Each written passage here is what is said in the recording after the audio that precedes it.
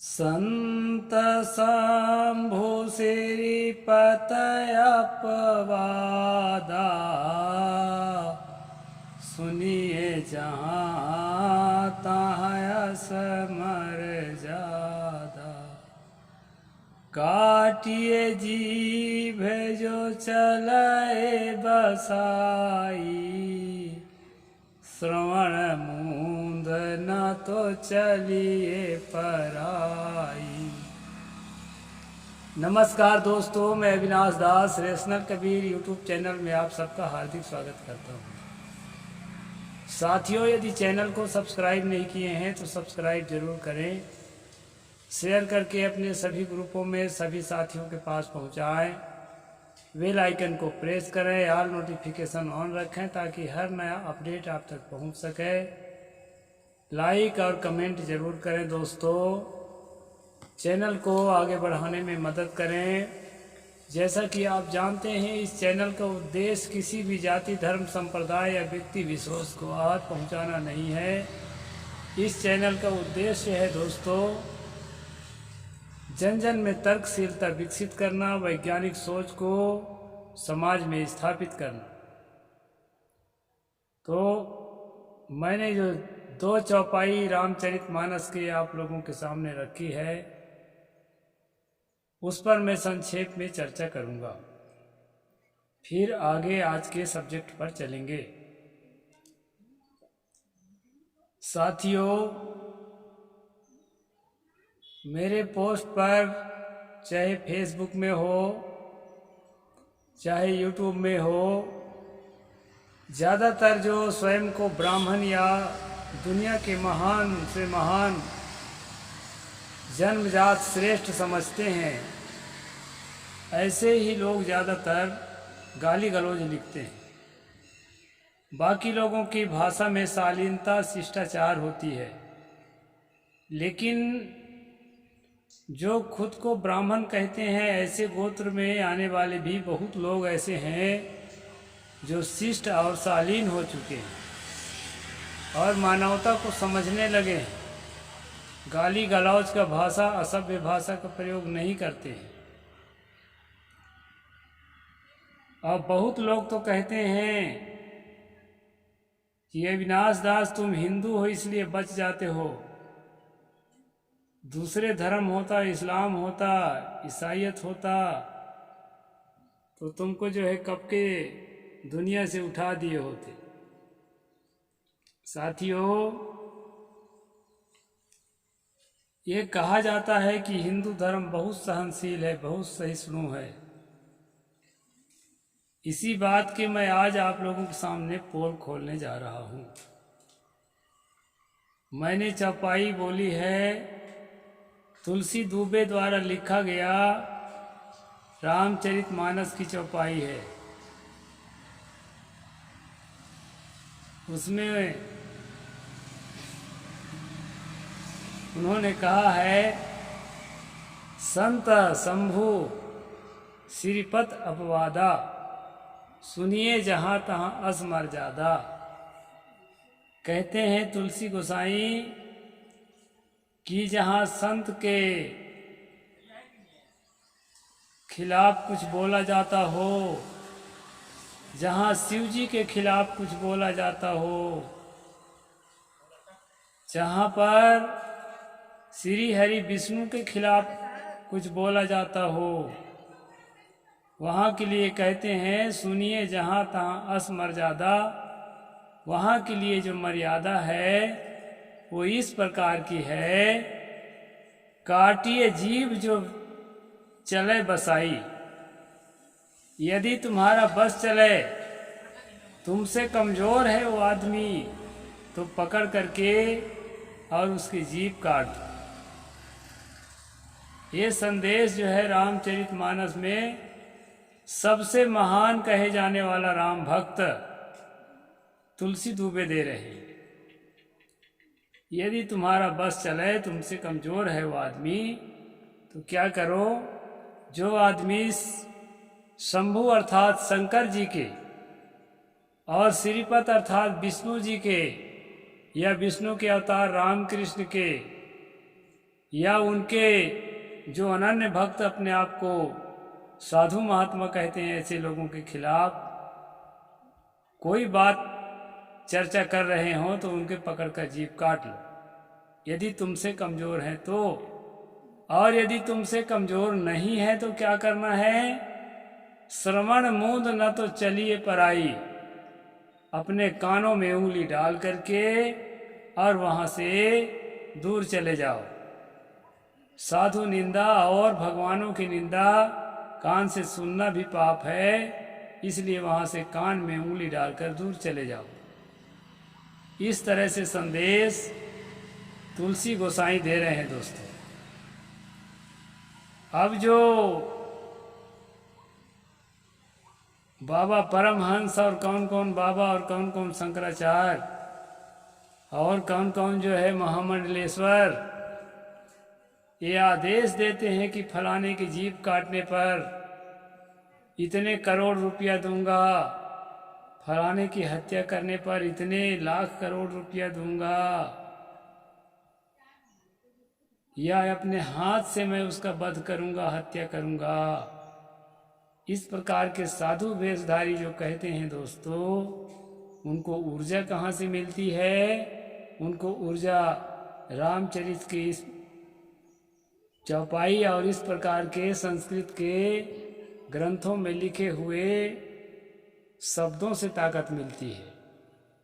तो हिंदू धर्म ग्रंथ में आतंकवाद को बढ़ावा नहीं दिया गया है, ऐसा कहना झूठ है, क्योंकि हम हिंदू हैं और जन्म से हिंदू धर्म ग्रंथ पढ़ रहे हैं। आंख मूंद करके अंध भक्त बन करके जो पढ़ते हैं उनको तो कुछ दिखाई ही नहीं पड़ता है। उनको चारों दिशा में, दसों दिशा में भगवान ही दिखाई पड़ता है। तुलसी की भाषा में कहा है ना कि करहूँ प्रणाम जोर जुग पानी, सिया राम मैं सब जग जानी, करहूँ प्रणाम जोर जुग पानी। उनको कुछ सूझता नहीं है, सब सिया राम दिखाई पड़ता है। लेकिन दोस्तों जो आँख खोल के पढ़ेगा तो इस तरह की चौपाइयों को भी नज़रअंदाज नहीं करेगा और समझेगा कि इस तरह की बातें भी वहाँ पर लिखी हुई हैं। तो खास चर्चा मैं इस विषय पर करना चाहता हूँ कि हिंदू धर्म में सहनशीलता है या नहीं है। दोस्तों कई ऐसी घटनाएं घटती हैं, कई ऐसे विवादित बयान आते हैं जिसमें पूरा भारत और भारत के बाहर जितने हिंदू हैं, हमारे भाई बंधु बहन, वो सब के सब एक हो जाते हैं और कैंपेन चलाने लगते हैं कि फलाना सिंह माफ़ी मांगो, फलाना मैडम माफ़ी मांगो, माफ़ी मांगो, और कोई माफ़ी नहीं मांगता और आखिर में जो है वो कैंपेन अपने आप शांत हो जाता है। इस तरह घटनाओं को देख कर के फतवा जारी करने वालों की कट्टरता से थोड़ा कम कट्टर हैं ऐसा लगता है आपको, लेकिन दोस्त ऐसी बात नहीं है। फतवा वाले कट्टर जिहादी, आतंकवादी और भगवा वाले कट्टर आतंकी जिहादी में कोई अंतर नहीं है, 1 इंच का अंतर नहीं है। रही बात ये माफ़ी नहीं मंगवा पाते, इसके पीछे है इनके अंदर अपनी कमजोरी। जब सामने वाला धर्म ग्रंथ के पन्ना खोल खोल के दिखाता है कि देखो ये साफ साफ लिखा है, मैंने केवल इसको पढ़कर सुनाया है, तो लिखने वाले, छापने वाले, बेचने वाले अगर अपराधी नहीं हैं, पढ़कर सुनाने से मैं कैसे अपराधी हो गया, तब इनकी बोलती हो जाती है बंद और कहते हैं हम बड़े सहनशील हैं, बड़े सहनशील हैं। सहनशील उसको कहा जाता है जिसमें इस प्रकार की बात ना हो। वो तो अपनी गलती को स्वीकार करना पड़ता है मजबूर होकर के, उसको सहनशीलता थोड़े कहेंगे। तो हमें इस बात को ध्यान में रखना चाहिए कि प्राचीन काल में समय के अनुसार लेखकों ने बहुत सारी बातें आपत्तिजनक लिख रखी है। धर्म ग्रंथों के अंदर लिखने वाला अपराधी नहीं था, वर्तमान में छापने वाला अधिकारी अपराधी नहीं है, उसका डिस्ट्रीब्यूट करने वाले अपराधी नहीं है, तो हम पढ़ने वाले कैसे अपराधी हो जाते हैं? साथियों, हमें स्वीकार करना चाहिए कि धर्म ग्रंथों में धर्म की शिक्षा की अच्छी बातें तो हैं, लेकिन इसके साथ साथ कुछ गंदगियां भी हैं, उनको गंदगी के रूप में ही स्वीकार करना चाहिए। तभी हम समझ सकेंगे कि हम सत्य की ओर जा रहे भी हैं कि नहीं जा रहे। मैं एक उदाहरण दिखाऊंगा आपको, आज ही दिखाता हूं, आप एकदम स्पष्ट समझ सकेंगे कि सचमुच जो है कंट्रोवर्सी है धर्म ग्रंथों में। जो आदमी एक किताब को पढ़ा है उसके अनुसार बात कर रहा है, तो दूसरा आदमी दूसरा किताब को पढ़ करके उसके अनुसार बात करता है। हर लेखक की किताब में उसके अपने विचार भी होते हैं, इस बात को हमें समझना चाहिए। अब तुलसी गोसाई ने जब अधम जातियों की सूची प्रस्तुत की अपने रामचरितमानस में, तो उन्होंने केवल 6 जातियों को अधम बताया। जे वर्णाधम तेली कुम्हारा, सुपच किरात कोल कलवारा। यानी सबसे अधम जातियों में पहला नंबर का है तेली, दूसरा नंबर का है कुम्हार, जे वर्णाधम तेली कुम्हारा, तीसरे नंबर का है सुपच, चौथे नंबर का है किरात, किरात जो चौहान इत्यादि लिखते हैं। पूर्व सीएम एमपी के किरात जाति के हैं। सुपच जो सफाई कर्मी का काम करते हैं। सुपच किरात कोल जो मिट्टी खोदने मजदूरी का काम करते हैं, बहुत गरीब समुदाय के लोग हैं, आदिवासी में आते हैं। और आखिरी में कहा कलवारा अर्थात कलार। तो तेली, कलार, कुम्हार, इन जातियों को 6 जातियों को तुलसी ने सबसे अधम जातियों में गिनती गिना। अब कृष्ण के तरफ चलते हैं। कृष्ण ने कौन सी जाति को अधम गिना है? उसका लिस्ट इतना ही बड़ा है कि और इससे बड़ा है। दोस्तों, हमको जाना पड़ेगा गीता के 9वें अध्याय 32वां श्लोक में जाना पड़ेगा। माहि पार्थ व्यपाश्रित्य येऽपि स्युः पापयोनयः स्त्रियो वैश्यास्तथा शूद्रास्तेऽपि यान्ति परां गतिम्। यहाँ पर दोस्तों अर्जुन को समझाते हुए कृष्ण ने कहा कि संसार में 3 अधम पाप योनि हैं। 3 वर्ग के लोग, दुनिया के समस्त स्त्रियां, चाहे वो ब्राह्मण घर की हो, चाहे वो किसी भी घर के हो, दुनिया के समस्त स्त्रियां पाप योनि हैं। और जो है दुनिया के समस्त वैश्य, ब्राह्मण क्षत्रिय के बाद तीसरा श्रेणी वैश्य का है हिंदू धर्म में। तो कहा जितने वैश्य हैं दुनिया में, व्यापार करने वाले जितने हैं, वो सब लोग, और शूद्र, स्त्रियों वैश्यास तथा शूद्रस्तेऽपि, ये कहा है। स्त्री, वैश्य और शूद्र भी, ये सभी क्या हैं? पाप योनि है, अधम जाति हैं। एक कृष्ण के अनुसार है दोस्तों। अब देखिए, उसने केवल 6 जाति को अधम बताया था। अब कृष्ण से पूछा गया तो जितने वैश्य हैं, जितने शूद्र हैं और दुनिया में जितने स्त्री हैं, सबको जो है उसने अधम जाति में गिनती किया। इसके बाद दोस्तों व्यास स्मृति में देखते हैं, अभी मैं आपके सामने कबीर और रामानंद की किताब लेकर आया हूँ। कई दिनों से इस पर स्ट्रीम चल ही रहा है, तो इसी किताब से मैं चर्चा कर रहा हूँ दोस्तों।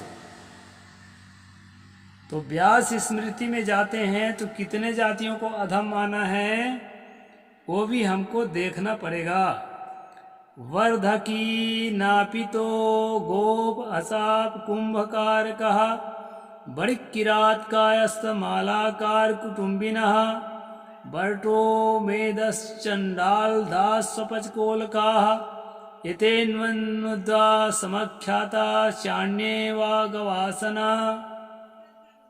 ये व्यास स्मृति अध्याय 1 श्लोक 11 और 12, इसमें बताया गया है दोस्त बढ़ई।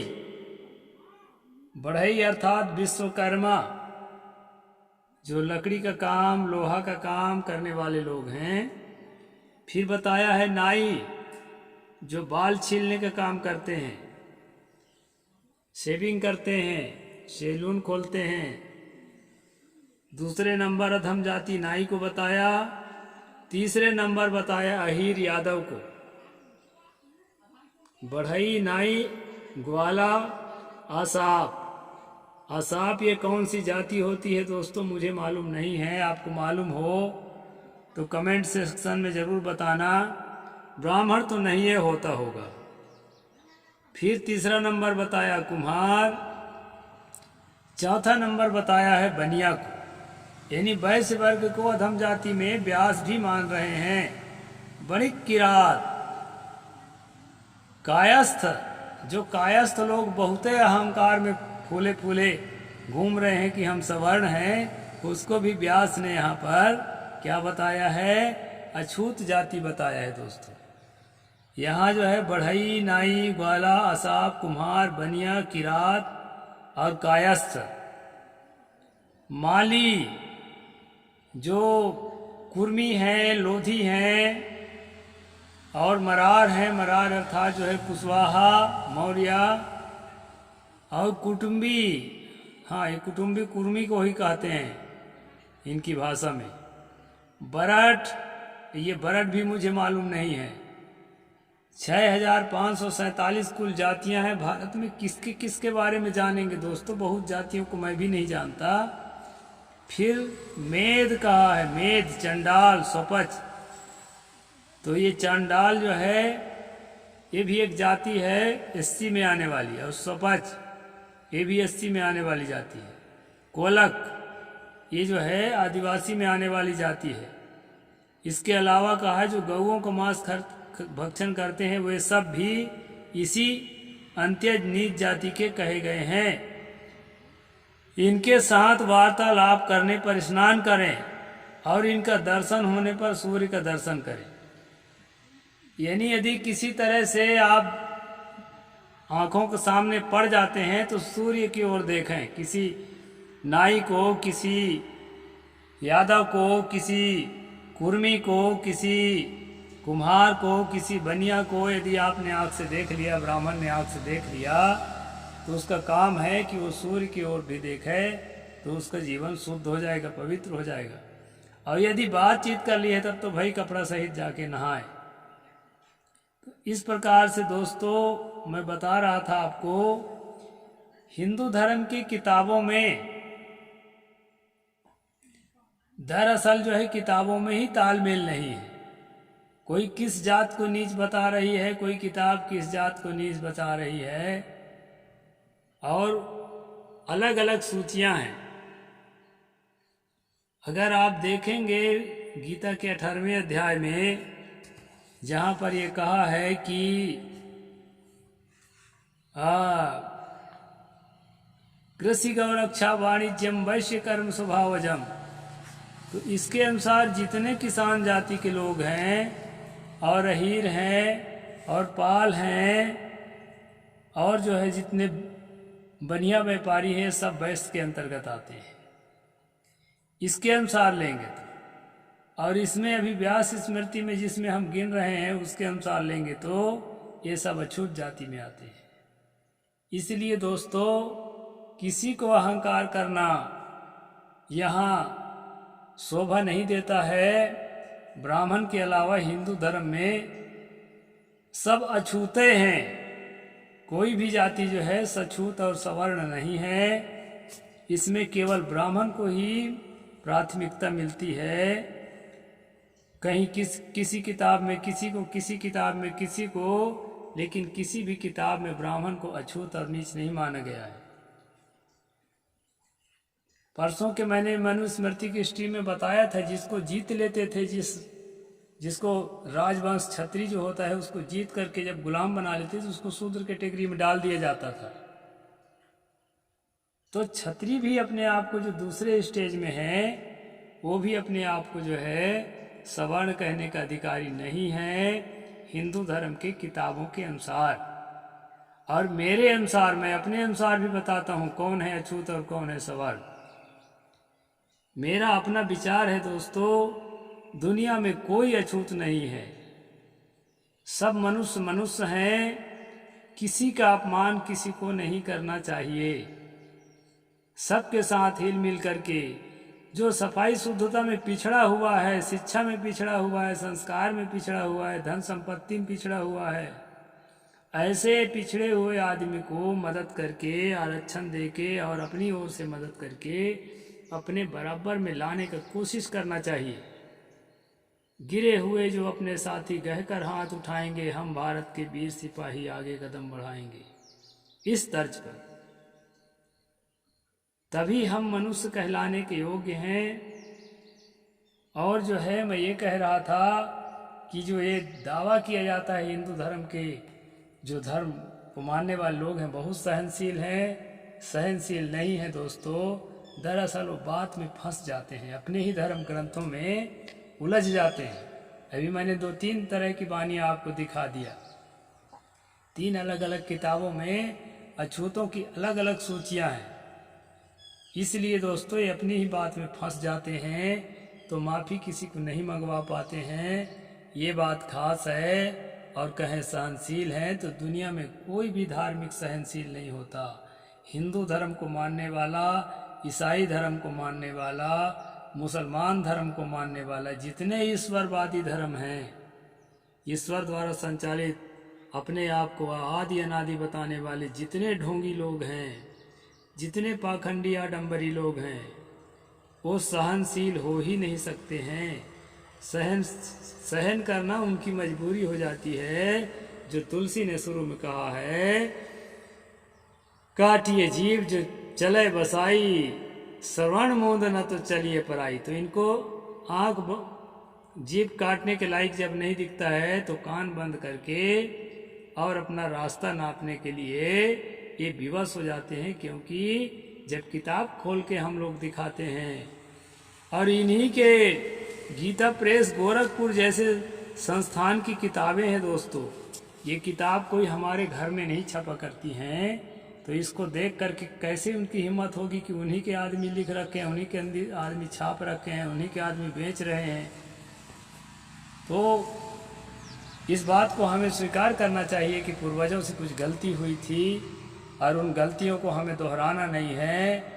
और किताबों में इस तरह की जितनी गंदी बातें लिखी है, चाहे रामचरितमानस में हो, गीता में हो, व्यास स्मृति में हो, वेदों में हो, जहाँ भी हो, उन बातों को एक एक करके निकाल करके और डस्टबिन में डाल देना चाहिए दोस्तों। तभी हिंदू धर्म हम तो एक से हिंदू हो गए हैं। लेकिन दोस्तों हमें हिंदू धर्म से कोई घृणा नहीं है। उसमें घृणित बात जो लिखी हुई है उसी के खिलाफ हमको बात करना पड़ता है, ताकि हमारे अगले पीढ़ी के लोग सोच समझकर कदम रखें और सोच समझकर अपने लिए धर्म का चयन करें, या बिना धर्म के रहें, एथिस्ट रहें। धर्म वरम का कोई महत्व नहीं है। नैतिकता आप में अच्छी तरह से रहे, आप एथिस्ट रहिए, नास्तिक रहिए, कोई बात नहीं है। नैतिकता ही परम धर्म है। नैतिकता है तो नास्तिकता में भी आपका कल्याण ही कल्याण है। इसलिए गंदी बातों को उजागर करना और उनको अपने जीवन से बाहर करना और निवेदन करना कि किताबों से और धर्म के अंदर से भी लोग बाहर करने का कोशिश करें, तो बड़ी अच्छी बात होगी। ऐसा संभव अगर नहीं है तो कम से कम अपने जीवन से तो हम ऐसी भेदभावपूर्ण बातों को अलग कर ही सकते हैं। इसी के लिए दोस्तों आज मैंने वीडियो बनाया। वीडियो लंबा हो गया है, आपने धैर्यपूर्वक सुना है, इसके लिए बहुत बहुत धन्यवाद। साहिब बंदगी। जय जोहार, जय भीम, जय भारत।